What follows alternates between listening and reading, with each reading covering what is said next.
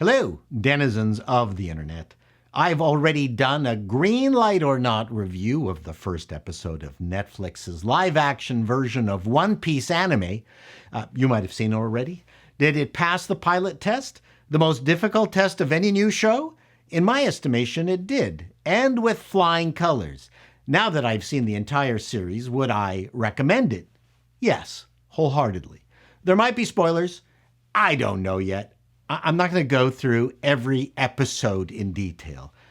I want to celebrate this series and tell you what I think it did right, especially in comparison to the pop culture landscape or desert we find ourselves in. The contrast between what has been on Disney Plus and what Netflix has done with One Piece is stark. One Piece is filled with joy and is a lot of fun. Name one Disney, Marvel, or Star Wars show that you would use those adjectives with. Maybe the first season of Mandalorian. Unfortunately, Mandalorian went sideways, and Disney's other turgid series are just thoroughly oppressive. Anyway, as I said in my pilot review, I had watched a bit of One Piece anime a long time ago, didn't care for it, and I barely remember it. I wanted to know if the pilot could successfully introduce us to the main characters and premise, and it did. And thankfully, the remaining 7 episodes really turned it up a notch. I think Netflix has the prestige property they wanted that The Witcher, their Witcher, could have been and should have been. Perhaps the lesson here was that the One Piece producers loved the property, whereas the Witcher producer and writers hated theirs. Yeah.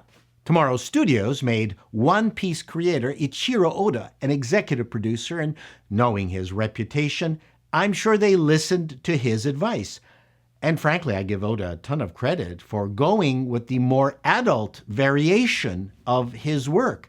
I don't think they had any choice, as it would have been impossible to duplicate the ridiculous silliness of the anime. So why was One Piece so good? Most of the reasons can be attributed seeing Oda's creation come to life and capture the oddball sensibilities. The casting of our heroes was perfect. I also loved the bad guys. When I thought Jeff Ward's Buggy the Clown wouldn't be topped, we then got Stephen John Ward's Mihawk, only to have McKinley Belcher take the Fishman Arlong to breathtaking levels of evil, especially under all that facial latex. I also loved the fact that the bad guys didn't get killed off. Are you listening, Marvel? Even the ones seemingly crushed in a crumbling building could return, and no one would think it untoward. Luffy's crew, while filled with the classic anime bravado, also lose a lot of fights and get hurt badly. There are no Mary Sues here. And with each boss fight, they had me wondering how the heck Luffy and the gang were going to defeat their more powerful opponent. In every case, the solution was either very clever or at the very least more than satisfying. No easy wins. And I really appreciated that. Through the use of flashbacks, we also learned about the youthful origins of all the characters. They provided a superb understanding where they all came from, their personal motivations, and what they were giving up going with Luffy on his crazy adventure. In the final episodes, the crew is rounded out by Jacob Romero's Usopp and Tak Skylar's Sanji, the only sartorially splendid martial arts gourmet cook. Yes, welcome to anime. The show is filled with a lot of those kinds of outer-worldly Japanese cultural things that makes anime such a treat.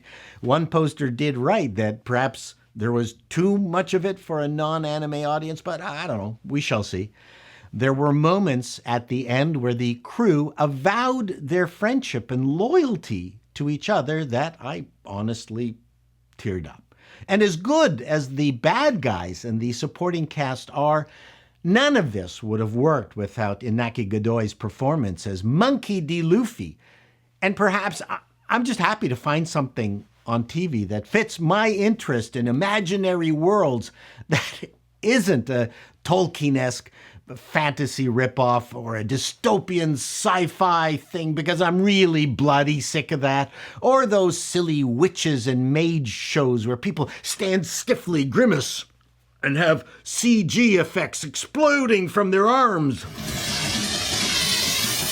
Right now, Netflix's One Piece comes across as fresh and original, and I think a lot of people will be attracted to the show solely for that reason alone. Many of us are also extremely annoyed that the potential of Netflix's The Witcher was wasted. We have season 2 of Wheel of Time to not look forward to. Are we already laughing about the prospects of the next Rings of Power?